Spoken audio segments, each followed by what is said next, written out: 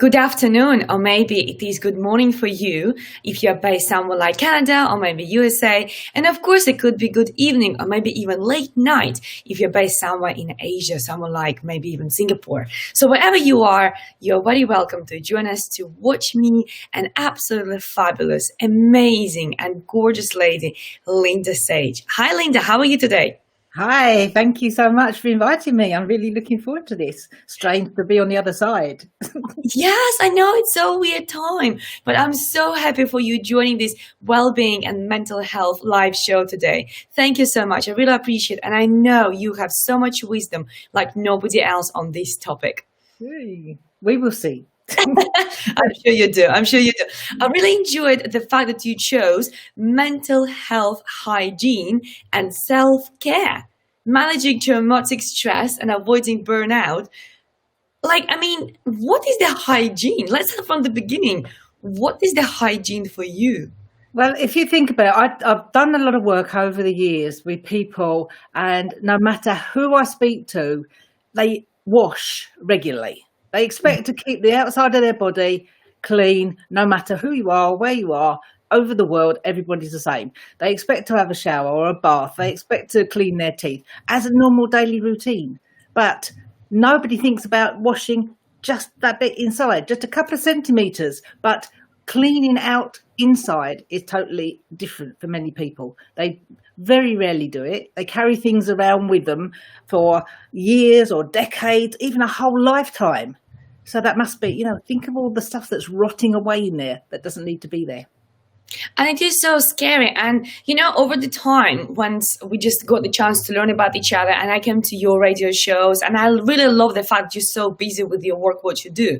But over the time, we had so many discussions about this, how people can stay more positive, how people can be more upbeat and have more energy and things like that. And you're so right. The reasons why so many people are still so negative and still so dreadful to themselves, because they still carry a lot of rubbish from the past. Yeah. Very, very true. But Linda, I was really amazed, and amazed probably that wouldn't be the right word, because I should have said probably shocked about your life. You had the most extraordinary life. You traveled all over, you've done all sorts of things, you had corporate experience. And how did you manage to get rid of all of that? Because you also live in Saudi Arabia, right? I did, yes. But Saudi was after hitting rock bottom. You have to hit rock bottom to come back. So it's a bit like a phoenix for me. My background is criminal psychology. So I spent a lot of my adult life in and out of prisons, and sitting across the table from probably the most notorious prisoners in the UK. But it all builds up. I also had elderly parents. I also have a daughter with autism and Asperger's. So over the time, things just build up and build up. And in the end, because you're not clearing rubbish out, and I was exactly the same, I know this, and I still wasn't doing it. Wow. So at the end, it just exploded. And my burnout came in 2005. And it actually took me 6 years to get back from there to then have a completely new passion about the prevention of burnout, because it is preventable. Yes. But people just don't put themselves first or put their care first, because they're putting everybody else in front of them, and they end up being ill themselves, which is exactly that happened to me. So I've come to Leeds. I was brought up in Kent, and I'm now in Leeds, but I've come the scenic way. I haven't come directly up the M1. You did. You've been all over before you came to Leeds. It's like it's such a straight road. Just Kent Leeds. That's it. Like straight road. No, you had to go to Saudi Arabia. Where else did you go? I was living in Spain for a lot of years. My husband was Spanish. Right. So I was based in Spain. I did a lot of years there. Holland. I've lived in Holland and in the States and in Canada. No way. 42 times I've moved house. Wait. 42 times. By the time when you moved 40 times, you probably just had 2 suitcases, and you probably still have just 2 suitcases. No. When I came to Leeds 3 years ago, my last house in Spain was sold while I was in Saudi Arabia. So it was all packed up for me. So but when I got here and I got the things out of storage, literally, I had boxes from floor to ceiling. I moved in March, and I couldn't have any carpet laid until December, because now they will only move 3 items. Well, I had so many items, and of course nobody else could go through everything, because I had my stuff, I had my mum's stuff, my dad's stuff, my husband's stuff, my daughter's stuff. So to go through all these boxes, it literally took me hours. And the emotional journey that you go through with that, because every piece of paper or every photograph, every letter brings back so many thoughts and memories.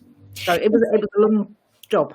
That's exactly what I was going to say, because when you speak about the hygiene, the mental health hygiene, and when we speak about letting go of the baggage, that was actually my question. And I love how beautifully you came to this, because you had so many items, so many things reminding you about your past. How did you manage to clear everything out? Because I mean, I'm quite guilty as well, and I'm a very sentimental person. So I'll be honest with you, I still keep my diaries from the age of 13. I don't know why I keep them. Like, I have no clue why I keep them, but I still keep my diaries. And I'm not a hoarder, but I kind of learned how to let go of stuff. But how about those people who have too many stuff?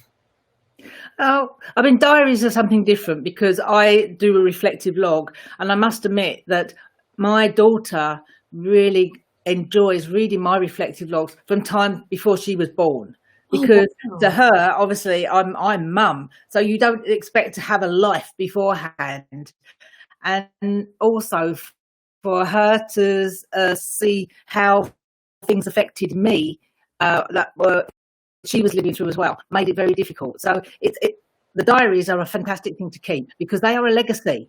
You know, you could turn those into a book, or your son when he grows up. You know, this is the life of my mum. And what I've done for my grandson as well is I've written sections for him all the way through, and I did a photo album for my daughter of my mum and dad when they were young, and when they got married, and through their lifetime, and then my husband and me and his mum and dad as well. So she had a complete timeline, and she's kept that on to do it, you know, so she could pass it for her son. So there are some things that are really important, but a lot of the things, I mean, I went through stuff that had been in storage 3-4 years by the time I got here, and it's like, I've been paying for this. Wow, exactly. And that's not only you're paying emotionally, you're also paying financially. Yeah. Wow, that's shocking. Yeah, I mean, when I unloaded that, my house in Spain was much bigger than my apartment here, but I think I had 16 pillows. It's like, what am I doing with 16 pillows? I don't know, like 16. Yeah. I mean, you probably need, I have 4 in my bedroom, and son has 4 on his bed, and then like 4 in a guest room. Well, that's 12. Yeah, that's probably quite a lot as well. So, but we do this without thinking about it. And plates, and knives and forks and things like this. You know, I've really sort of been much more regimented now, and saying, right, one of things, one and a backup, for various things. But emotionally, when you get to burnout, you have put yourself into such a cocoon, emotionally, psychologically, physically, even people you like, you cut off from. So coming out of that is very difficult, because it's really, really breaking it away, and it doesn't happen overnight. Burnout doesn't happen overnight. It's insidious. It's like a little monster that's growing. It's like a mushroom in the dark. You keep it in the dark, and it's going to keep growing. And coming out of it is exactly the same. It's about getting to the state where I know I can't be doing this anymore. Yeah. The pain of being where you are means you've got to leave it behind. You've got to move forward. Love that. And do you think that letting go of items, like physical items, can actually help to possibly prevent some burnout, because you don't get emotionally attached, and therefore you have more mental space to think freely, to do things whatever you want, but also it helps you to possibly like let go of the baggage, let go of memories? Do you think it can play roles like in both things, preventing and dealing with that? I think both things. I mean, there's certain things you'd want to keep hold of because they're extra special. But other things, if they're causing you pain, like if you look back and think about your very first boyfriend, right? When that finished, I bet it was the end of the world. You know that nobody was. I'm never going to love anybody again, and the whole world's finished. Yeah. Whereas now you can look back on it and there's no hurt, there's no feeling, but it's a good memory. So if you can at that situation, then it's great to hold on to things because it's easy. Whereas if you're still holding on to the emotion that goes with it, that is painful and it's stopping you doing other things, then it's not healthy. Yeah, and I agree with you there, totally. And what I find very often also with my clients, especially when they go through the breakup, I always say, look, do you really need all this stuff? Get rid of them. Whatever was beautiful, beautiful memory you can keep, but anything what really reminds you of that person in a negative way, just let it go. Let it go. Take it to charity, sell it, throw it away. Whatever you do with that, burn it if you want. Burn it. Yes. Put some burning chemistry into that, like some fire. But at the same time, you need to get rid of anything what can remind you. And very often people hold on to stuff without even using them. And I think this hoarding is very, very dangerous because it takes your emotional space, it takes your mental space, and of course, it also takes physical space.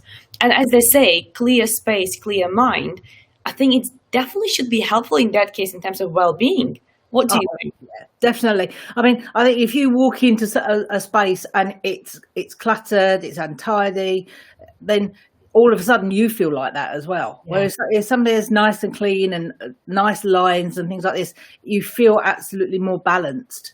So it's really, really important. And again, you know, our mind is like the computer hard drive. You buy a new computer and it's got your basic apps on it, but anything that goes in, you program into it. So if you program in 2 + 2 = 5, every time you hit that button, you're going to get the same answer until you go back and you reprogram it for a different answer.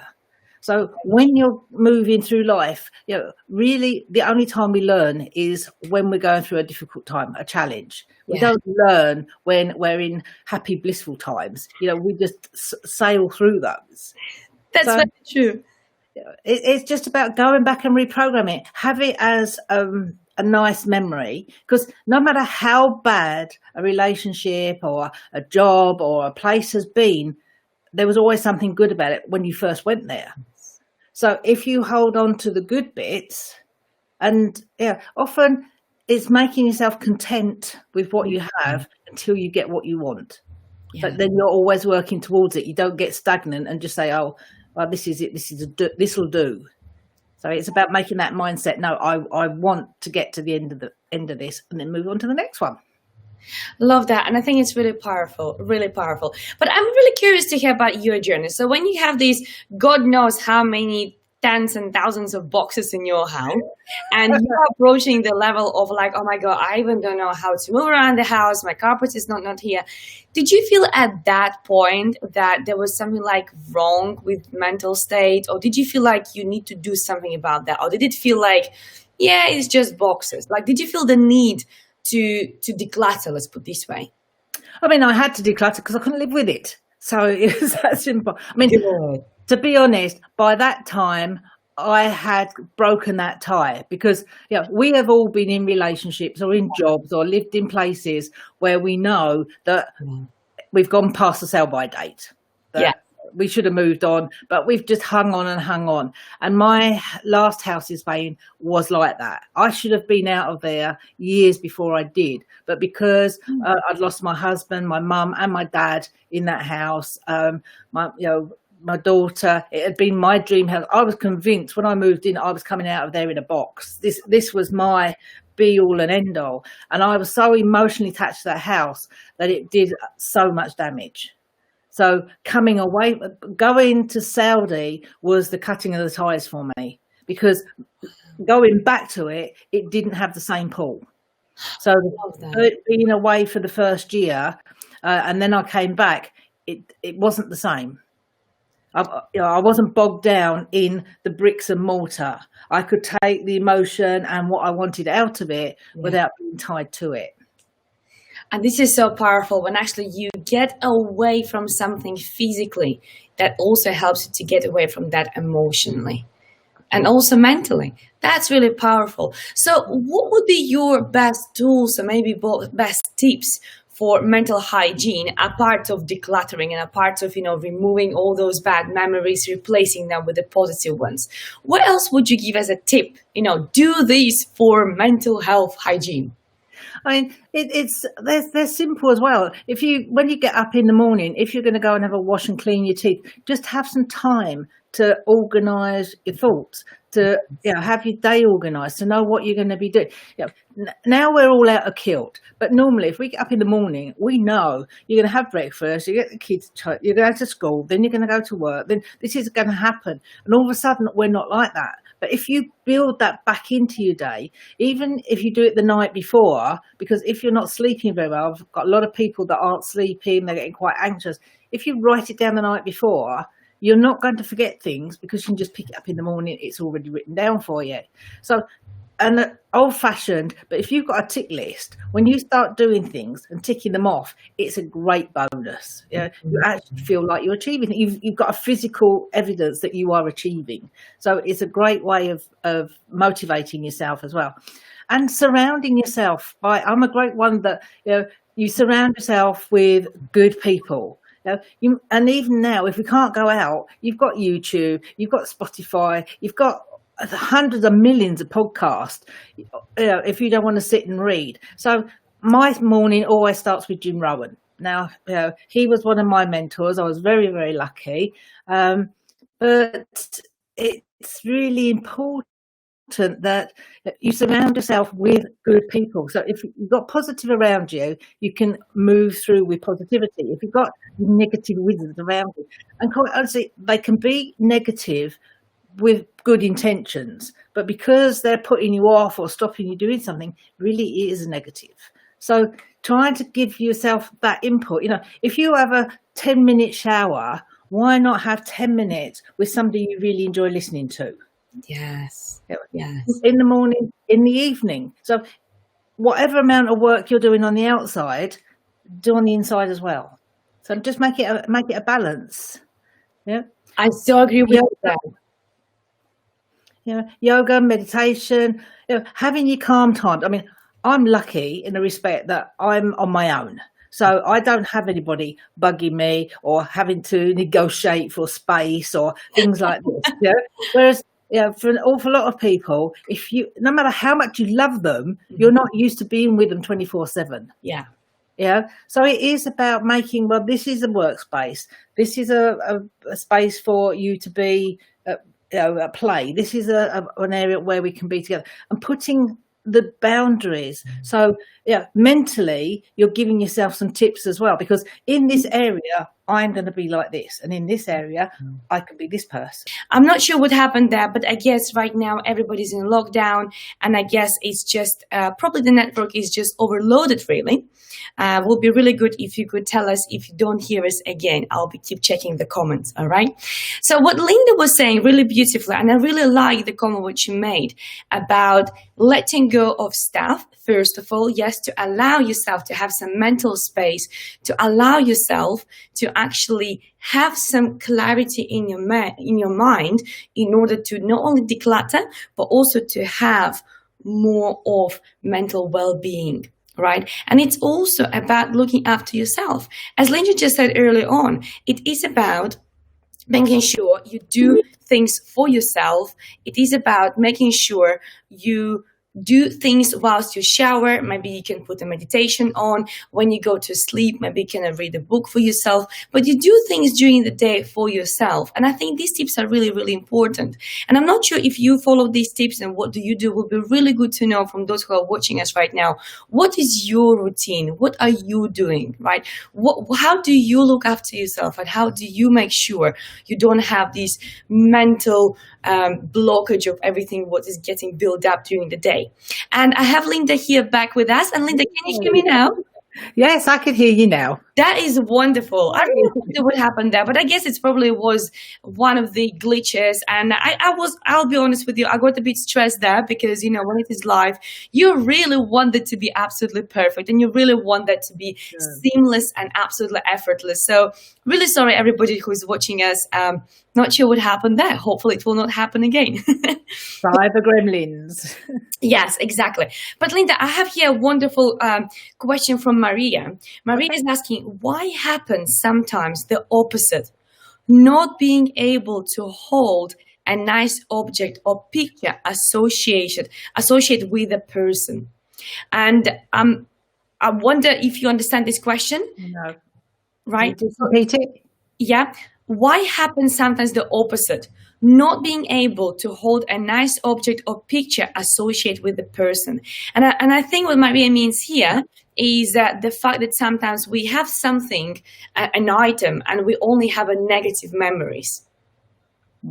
So, I mean, if it's a memory that's not helping you, then why are you holding on to it? That's really good and short answer. Yeah, again, you know, we do this. You know, as humans, it's as easy to think positively as it is to do negatively. But we tend to enjoy the negative. You just do the picture around the water cooler at work. They're not standing there saying, "Oh, great! This is a wonderful company. I'm really enjoying this. My colleagues are fantastic." You know, you're there, and everybody's getting this, you know, negative meal. So, if it's not good for you, if it's not making you happy, get rid of it. Yes, I think it's so true. So Maria says she will explain. Okay, so she will going to explain to us in a minute. But that's really wonderful explanation. Actually, I really like it. So if it doesn't serve you, just get rid of that. And I think we can relate to that also when we have sometimes items which are broken. And very often people keep them. And I say, well, if it's broken, if it doesn't serve you, if it cannot do what it's supposed to do, then allow a new item to come into your life so actually they can serve you. And the same mentally, if a memory or experience is not serving you, let it go. What do you think of that? I think it's very important. I mean, for some people, some things are different to others. For some people, they're materialistic, that you know, things mean a lot to them. And for other people, photographs, letters, things like this. I mean, I still have a box full of my mum's letters, you know, and I can't imagine ever letting that go, you know, because when you read it, it sounds like that person and it bridges that gap and there's lots of warm memories. But, you know, if you haven't had good parents and it gives you bad feelings, then maybe it's time to pass it on to another generation that, you know, it gives them a different feeling. So it doesn't mean to say that you just have to throw things away. It's about, you know, is it really supportive for you, or could it be something different to somebody else? Because, you know, we do, coming away from something, you can see in a different light. You know, when you're really so up close, we were talking about earlier about the camera, you know, when you're really in front of the camera and you're like in somebody's face, you know, it's quite uncomfortable. But these memories, if this is making you uncomfortable, then you need to draw back from it a bit. Maybe put it away, you know, and put it in the attic for a while. And then when you go back and visit it, if it doesn't have, you know, a good effect, then it's time to get rid of it. Love that. And when we are cluttered in our memories, obviously that will be cluttered in our mind as well, because it will remind us. So what Maria says here, it's a beautiful story actually. She says, my dad died very, very young, and for more than 20 years, I couldn't even have a picture. Of course, I would like to. It was special for me, but I just couldn't have anything. So I mean, what she means in that case that sadly she's not having anything about the person. Okay, but then we, you know, it'd be looking at, you know, what happened, what age was she, why is she not able to look at this? What are the memories of her dad? You know, it needs a lot more, because when psychologically, when you're putting your barriers up, often it's for protection. You know? And again, our memories are fallible. You know, we don't always remember things exactly as they are, and especially as a child, we don't always see the world as the adult reality. So then going back into it as an adult can be completely different to what you felt as a child. That is so true. There might also be a lot of abandonment issues and there as well. So it needs more depth than just saying one thing or another. But if the time isn't right, then maybe starting with something that belonged to him rather than the actual face. If it's painful, then it means there's work to do. It's like having a splinter. If you put a splinter in under the skin, unless you get all of it out, you can't heal. It's just going to be there and it's fester and it's going to get much bigger. And this is what happens, if you don't clear it all out and sort it out. What is the reason that's stopping you looking at that? Very true, very true. I think it's really profound, even though it sounds like a very simple example, but I think it's a very profound example. Just like a splinter, you either get rid of that or you allow that to be there and just completely ruin your entire finger. Yeah. And also, there could be this is with the psychology head on rather than, the other side on. But, looking at that, if you've got issues being able to look at the photograph, and there's abandonment issues, there's issues about relationships there, has that affected you then in all the other relationships you've had in your life? Yeah. There could be big knock-on effects there. It's not just something as simple. Totally, yes. And here Maria actually explains a little bit more. She says, I wanted to, but it was too hard for me to have them.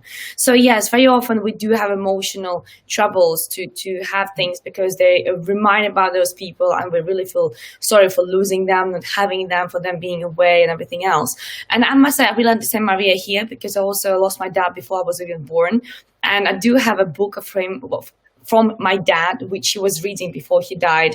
And also I have a few other items, which my mom very, very carefully was cherishing and keeping them for me, just like in the memory. So I kind of sort of understand Maria because I don't have that many items, but I still have some. So Maria, really sorry about that. But you know what? It is about remembering, I think also, and I wonder what you, Linda, will say on this. But I think whenever we are having this emotional kind of toughness, emotional difficulty about thinking about people who died, especially when they're parents, I think one thing what we should think about is that our parents are within us. Like each of us, absolutely each of us, we have a half of our mom and half of our dad. Even if we're not similar to them physically, like let's say facial expressions are not similar to them because genes are not that strong, still you have half of your dad and half of your mom. And I think this is the most important thing which you can ever carry with you through the life.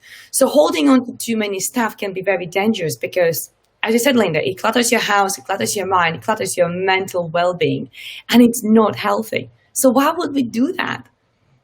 I think that there's lots of different issues there because parents, as per se, these day and age, a family unit is so completely different. You can't just say the mum and dad. For example, I was adopted, so I didn't even know who my father was. I only met my mum. Well, I didn't meet my mum because I met my brother after she'd already died. But my parents, who brought me up because I was being adopted, I mean, yes, they were the best ones in the world, and they gave me and did everything possible for me. So.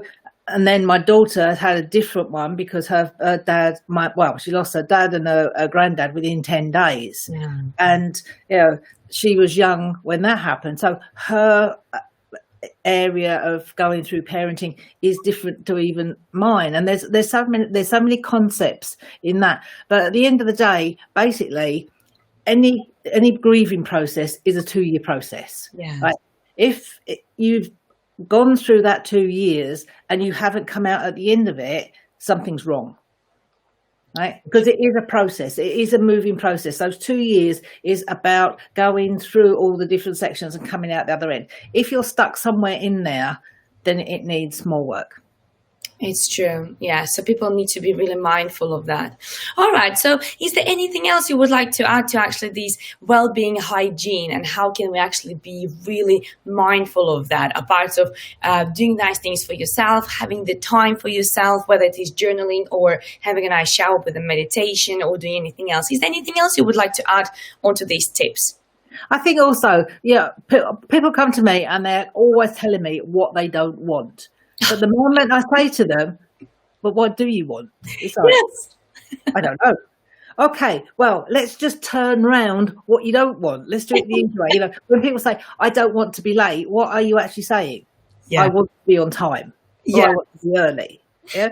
So yeah, even if you're not sure of how to do it, just literally put your ideas, turn them around, and you've got the positive side of it. So if you are looking at the positive side, it's a much better place than looking at the negative side. So we have about at least 60,000 thoughts a day. So if you're trying to monitor all of your thoughts, you're going to be exhausted by the end of the day. Imagine that. Imagine that. Just a thought for every thought. Yeah, it's hard. But what's really important is your beliefs then bring on your emotions, and your emotions are quite easy to monitor, because if you feel happy, you feel sad, you're feeling anxious. So once you start getting those feelings, then question the thought. Yeah. And that's an easy way of anchoring it in and getting yourself a base. And if those thoughts are negative, change them around.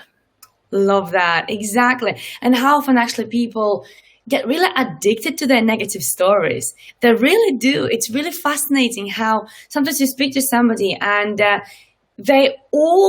what they can talk about is negative stuff. What they don't want, as you mentioned, negative experiences in their lives. And they just go carry on and carry on and carry on. And we get addicted. Like when people get addicted to alcohol, people get addicted to cigarettes, people get addicted to drugs. I think negative thinking and negative experiences also can be very, very addictive. What do you think about this, Linda? Oh, totally. I mean, as humans, we are prone to be negative rather than the positive. You have to work at the positive. But also you never got starting off in life in a negative. There was no hope, fears, there was no phobias, there was no beliefs, there's no habits, there's no attitude, there's no isms. They have all been learnt along the way, and if they've been learnt, they can be unlearned and relearned with something that's more positive. And my big one that I do a lot of work with is personal accountability. The biggest thing is people are saying like that, it's just always been like that. That's how I am. That's how I've always done it. Well, why? Exactly. You can do it a different way. Right. It might not be comfortable, but if it's better for you, then just do it. I mean, simple things, just like crossing your arms. If you cross your arms and you feel comfortable, just cross them the other way. I know. It's uncomfortable, but there is no right or wrong way to cross your arms. It's just that you've got into a habit of that certain way. So it's really important to get that personal accountability, because if you've got that, you have got control. And having control of your life means to say that you make the decisions of where you're going. And we're never going to run out of things. There's never going to be shortages like the loo rolls and things like this, because when people are accountable for themselves and they're doing things they want to do, we are more creative, we are more inventive. It's a much brighter world because people are doing what they want to do rather than making excuses for what they don't want to do. That is so very true. And it's quite interesting how some people choose not to do it. But again, it's all about the choice. Either whether you choose to do it or not to do it, that's a choice. And then there's nobody to blame for that. Absolutely no one to blame for that. Taking that responsibility. And also, let's put this way. When people go to gym and they hire a personal trainer, it is about accountability. Yes. Right? When children go to school and their teachers is asking about homework, it is about accountability. So when we go into adulthood and then it's about our personal development, for some reason we choose not to have accountability. And what a surprise, nothing changes. And also, I mean, as adults, we do this all over the place. We go into relationships. You do a lot of work with relationships, much more than me. But even in jobs and things like this, that I see people in that. And you say, what do you want? What is your outline? What is the person that you want to be with? And it's like, anybody. Well, then you're going to get anybody. Exactly. You don't know what it's like going to drive somewhere. If you're going on a journey, you're not just going to get in the car and drive. I mean, now we have sat navs. In my days, we're using maps, but we planned where we were going. You plan in detail a party, a wedding, a honeymoon, big celebrations. But people then they stop planning after they've happened, and they just think, life's just going to happen. And it will not. It will not, because it will happen exactly the way you say it will happen. And if you say, I'm going to be just with anybody, or even worse is, I don't know what I want. And it's quite fascinating. And I always give this example. So that means when you come to the restaurant and you say, I would like to order, oh, I don't know what I want to order. Yeah. What waiter is doing? He's standing there, or she's standing there and waiting for you to give an order and to say what exactly you would like to do. And very often it's not about how, because in life, what we want to do, we want to say what we want or what we don't want, but we also want to know how things will happen. And yeah. It's like so many people come to me and they say, oh, especially with caregiving and things like this at the moment, people are saying, oh, but I don't have a choice. Yes, you do have a choice. Yes, you do. Yeah? You might not like the choices that are there, but they are choices, and it is up to you as an adult to make that choice. Not always saying that choices are easy, but it is simple. There is a choice. If you are feeling that you're being pushed into a corner, it's because you are allowing it to happen. Other people will push, but if you've got really strong boundaries, you're going to put your line, and you'll say, no, I'm not going to let you cross that. So it really is about that personal accountability and your boundaries and learning to say no. So true. So agree with you. And actually, it's just little tiny people which you need to do just to change the attitude, change the way you think. That's it. But really powerful. But you see what I liked before when you were going into the burnout, what you said that you can prevent it. Because people speak so much about how to deal with burnout, and very rarely people discuss and bring up the conversations or bring them the tools and techniques how to prevent it. So I got it now with if we just clear everything out of our mind, out of our space, and we're going to be just more positive, we're going to be more proactive and looking after ourselves, that'll be a massive change. But still, life happens, work happens, and the stress and the load and everything else, it just happens to people. So how they can prevent the burnout? Like, what will be your top tips to prevent burnout? Okay, I'm going to just pick you up there, because life doesn't just happen. No. To some people, it really just happens. No. They allow it to happen. Yeah. If you don't put this strong there and say, look, whatever you've done, even if you've done nothing, you've made a choice. I love that. It doesn't just happen. It's being personal accountability and saying, all right, I've chose to sit on the sofa and ignore it, but unfortunately it's not going to go away. I've got a bigger problem than the next day. So it doesn't just happen. Good.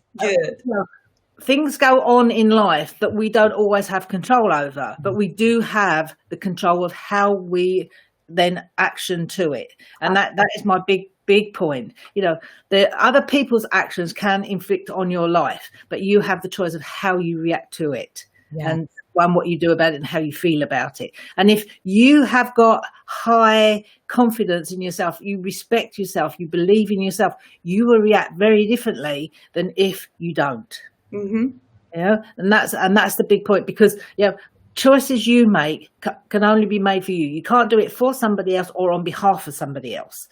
It's your life, and we only get one. We don't get a dress rehearsal and then we can go off and edit the bits out that weren't so good. It's about even warts and all. This is me. Okay, I'm human. I make mistakes, but even when you make a mistake, it's like, okay, I've learned from that, I'll move on to the next one. Not trying to hide from it and make excuses for it. Own it and move on. And that's the biggest thing that's so important. And also because people tend to, because they drift through life.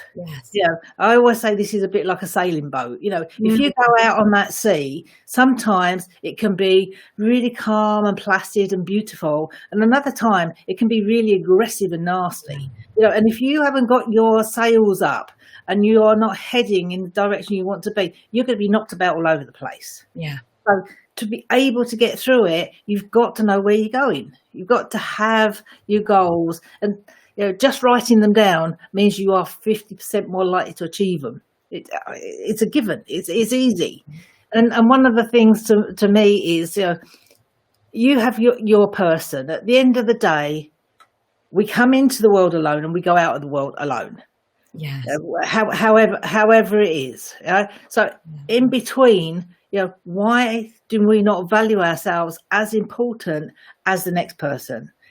I'm not saying about standing on the rooftops and being egoistic or narcissistic and things like this, but I am saying that my needs for me are as important as your needs.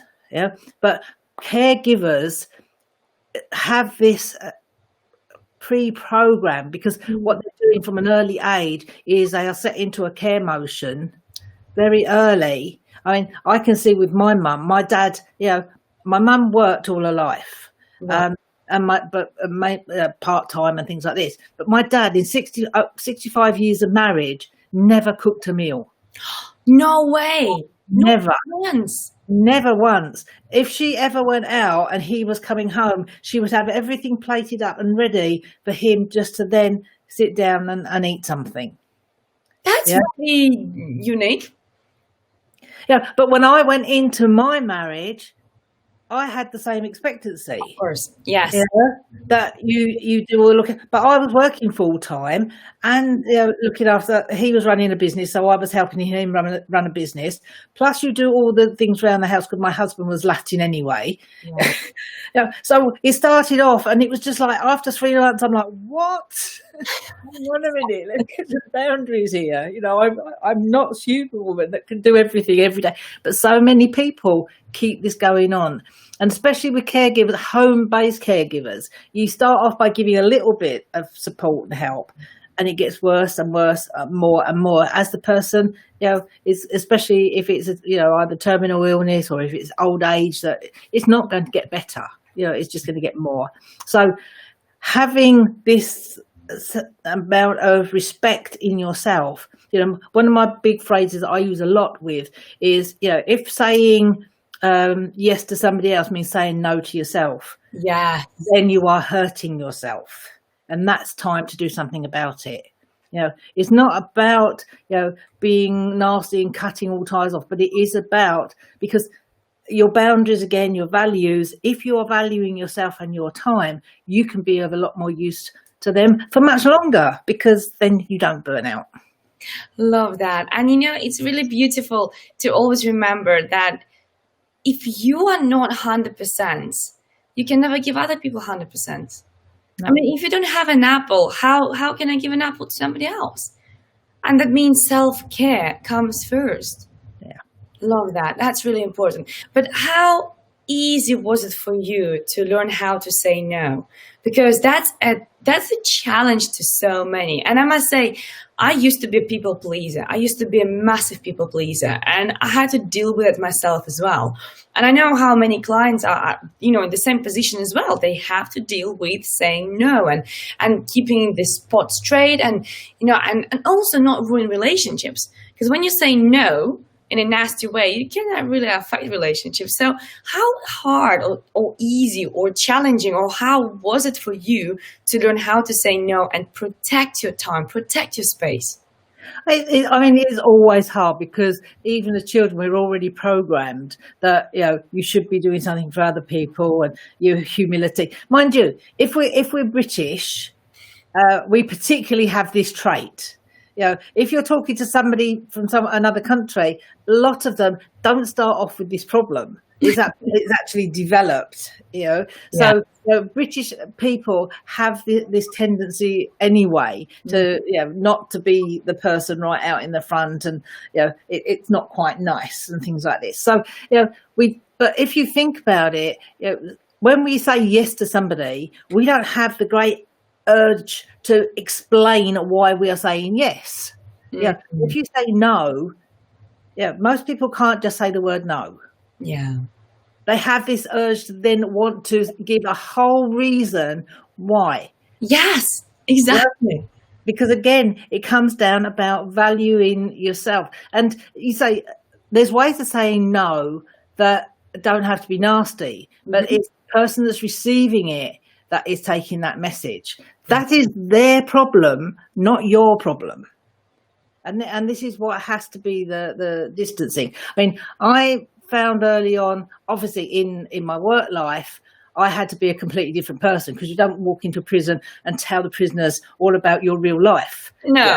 You make up all sorts of stories, you know. Exactly. But you don't want them to know where you're living and what your family is and what car you drive, because all those pieces of information are security. Yes. Yeah.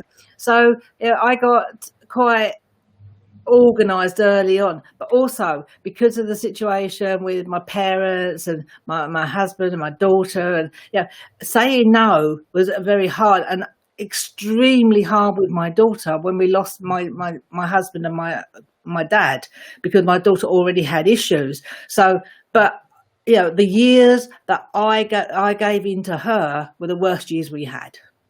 Wow. Because I didn't keep those boundaries. She pushed them, and I was doing her no favours at all. We got to the stage where I really just had to cut tie. Wow. And just say, right, I can't do any more. Because the more I was doing for her, that I thought I'm helping her. Because for me, a parent doesn't stop, a parent doesn't give in. Yes. She's taking this for a weakness, and she's really making a mountain out of it. So it got to the stage where, for her good and my good, I just had to say, right, if that's it, we have to go separate ways. And for nearly, I think, about 10 months, we virtually had no contact. It was left open. Wow. But I had to sit back and wait. And yes, it's very painful, but at the end of the day, that's where the healing started. Yes. Because we couldn't heal all the while, the scar was being torn open every single time. So it is about saying the protection mode has to come. And again, we're in those choices. We have those choices. We might not like them, because this is not what I was geared up to. I never had those arguments and those sort of scenes with my parents. So I was never prepared for that. But her extremes and the behaviour and things like this. But in the end, I knew it psychologically, and I knew it all through the textbooks about how to deal and things like this. But when it's your flesh and blood, it's something different. It is, especially when it's your daughter. And I think what you were experiencing back then is very similar to what many people are going through right now through this lockdown, when kids are at home all the time with parents who are maybe working, maybe not working. What would be the best tip which you could give them, apart of already I got it, say no more often? So I got that tip. But do you have any other tips which you have from your own perspective, based on your experience and your knowledge, what parents could do right now for better parenting, to reduce the stress which they can bring to themselves by trying to be perfect parents? Because it's not possible. No, it's not possible to be perfect. I mean, one of the big things to me is, again, boundaries. Especially if you're dealing with a child at all that's on the autistic spectrum or Asperger's or anything like this, boundaries are key. And you can give them a reward, but you don't move the boundaries. Like, if their bedtime is set at 7 o'clock, you've been really good today, so you can stay up half an hour longer. Tomorrow and every day after that, you're going to have battles because you've changed the boundaries. So you give them a reward that is something else, but not moving boundaries, because boundaries with autism particularly are so important. Once you've got them in, you keep them, you don't change them for anything. And once you've given your word, that is law. Either way, if you say you're not going to do something, you're not going to do it. Yes. So it's important for them, and it's important for you. And I think at the moment, again, it's about making, for my daughter, for example, and I had this conversation with somebody the other day that I'm actually doing some work with now. My daughter, her bedroom, she could do what she wanted. Now, it was always quite messy, because being autistic and ADHD as well, it was over. But in the chaos, she knew where things were. But in the lounge, which was basically my room, that she, if she had something down to play with, she is expected to put it away. But our neutral place was the stairs. We used to sit on the stairs and we could talk. Oh, wow, I like that.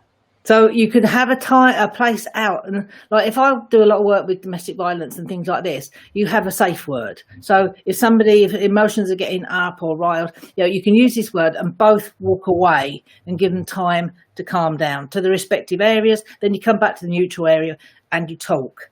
And especially like with that, you could have a very logical conversation and it goes in, but then they'd go off and do something completely different. And you're like, and I had a huge battle with teachers just changing a question. Because if you say to a person, have you understood? What are they going to say? Yes, because they understand. Yeah. If you just turn around and say, what have you understood? There we go. Yeah. They could give you a completely different story, especially with language. English isn't your first language. And, people with speech and language issues, they have very literal understanding sometimes. Even now, my daughter's 28 now. Even now, and she knows this, that, if I say to her, "Oh, pull your socks up," she really has to stop herself physically not pulling her socks up. She knows that it's a saying, but because her action literally, she wants to do it. So it's about understanding what they are taking from the words, because sometimes the understanding is completely different. Yeah. So if you say, "What have you understood?" they might give you something back, and then you might think, "Oh, well, this saves a lot of bad feelings." My husband was Spanish, even though I spoke Spanish when I met him, not anywhere near like a native. Yeah. And especially if one's in one room and one's in the other room, they could be saying things and you get completely different messages. Exactly. And communication always was and always is and always will be one of the best tools to use in any household, any workplace, anywhere. Communication must be there in place, and effective communication. Yeah. And also I think including people in it, especially if you've got people that are ill or had an illness or things like this, even talking to the children about it and getting their viewpoint on it, it's really important, because they can see things often that you don't see because you are so involved in the hands-on and the care and everyday responsibilities, and they might just have a completely different viewpoint from you. Yeah. So just get that talking. Meal times, get back to sitting around a table and talking to each other. Turn the TV off. One thing I always say to everybody, all gadgets have got an off button, but most people don't choose to use them. So choice. Again, it comes back to choice. So there's so much you can do. It's not easy. Take time and go out and have your exercise outside separately. Yeah. Take that one, put in a pot what people want to do and pick one out, so everybody gets the same possibility of chance of getting theirs picked out, or make a rota that different days you're going to do different things. So just make the scheduling, and also make time for fun, make time to achieve. A lot of my clients, especially at the moment, when they're dealing with older people with dementia and things like this, at the end of the day, they actually look for things that have gone well. There might be something simple that, nothing's been spilt on the floor that day, or they managed to eat scrambled eggs, for breakfast. It could be anything. But if you've got the things that come out at the end of the day that are positive, it's much easier to focus on positive outcomes. If you're always looking for negative, you're going to be looking for the negative, and you're going to find it. And it's hard to find them. Because So burnout is preventable totally, like a lot of heart disease. But we know this. In this day and age, we are surrounded by sleep 7 hours, be hydrated, eat healthily, and exercise moderately. Every single person in the planet, I think, has got that message. Why do we not choose to do it? Choice. Going back to choice, because the choice is always there. But it's going back to choice. Yeah, absolutely. And the other one, the other key point, I know we're running on time here, but the big key point for me is your promises to yourself. Love that. This is so important. Yes, absolutely. Yeah, if you think about breaking a promise to a loved one or a friend or a colleague, you get really upset about it. But how often do you break your promise to yourself and not think anything about it? That is so true. And how often people say, oh, from Monday, I'm going to start exercising. Or from next week, I'm going to start doing something else. I'm going to stop overeating, or I'm going to start pre-booking things in advance. I'm going to start set off early so I'm not late. And then we just don't do it. And even, you make the plan, like in the shower in the morning, you say, oh, this is it. This is today. I'm going to do this. And, you start off really well. And then, a friend or family member says, oh, shall we, not at the moment, obviously, but shall we meet for lunch or do this? Like, oh, yes. And then you're giving up your promises. So if you're saying yes to somebody else and you're saying no to yourself, you are back damaging yourself again. Exactly. Yeah. So, keeping your promise to yourself is one of your golden rules. That to me, I do a lot of work with that. Oh, Linda, you know what? I could speak to you for hours, because the wisdom, what you have, the experience which you have, the stories you have, they could be going limitless, absolutely limitless and endless. And we could spend here hours and hours. And I think what will be really interesting to do is to bring you back to tell us your story, to share your story, because your life is really crazy life. I mean, to move 42 times, who does it? Like, who on earth does it? By the way, do you plan to do the 43 one? Well, I don't say that I will be where I am forever. That's a yes. That's a yes in that case. I like Leeds, but when I came, I was staying with a friend, and this was the second place that I saw, and I didn't want to overstay a welcome, so I wanted things to move quickly. Hindsight, perhaps if I'd known Leeds a little bit better, I might have chosen something different, but hindsight's great. That was my choice at the time. Exactly. I wish everybody could just have hindsight. That would be a wonderful tool to have. But Linda, I must thank you for a wonderful time which I had today with you, and the great information which you shared with us. I mean, everything which you were saying, the tips about how to prevent the burnout and how to look after yourself, how to really make sure you are healthy and staying hygienic within your mental health and well-being, everything was so valuable. And I'm sure everybody who will watch this video later on, they will also find it very, very valuable. So thank you very much, my dear. It was a pleasure to have you here. And I'm really sorry about the probably internet glitch, or maybe it was Wi-Fi glitch, maybe something else it was. But whatever it was, thank you so much for being patient. And thank you so much for your energy, because you have a lot of that. I love that. Thank you so much for the invitation. Really enjoyed it. Love talking to you. Yeah. And everybody... Thank you very much, darling. And everybody who was watching us, thank you so much for tuning in. Thank you so much for your questions.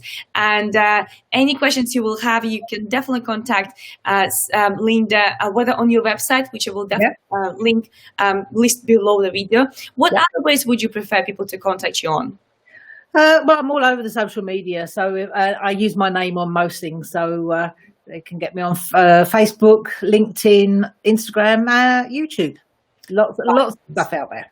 Fabulous. And I definitely can recommend Linda very, very highly, because she's an amazing person. And the amount of hours we spent sometimes chatting, it just was wonderful. And I'm really looking forward to see you face to face next time, to give you a big cuddle, and thank you once more for this video. Thank you, Olga, for all the work you do. It's great. Oh, thank you very much. Have an enjoyable day, and thank you everybody who was with us. Have a wonderful time wherever you do, whether it's early morning, afternoon, or maybe it's already late night. So go enjoy your time, and we'll see you tomorrow at 1 p.m. on my live show. Thank you. Bye.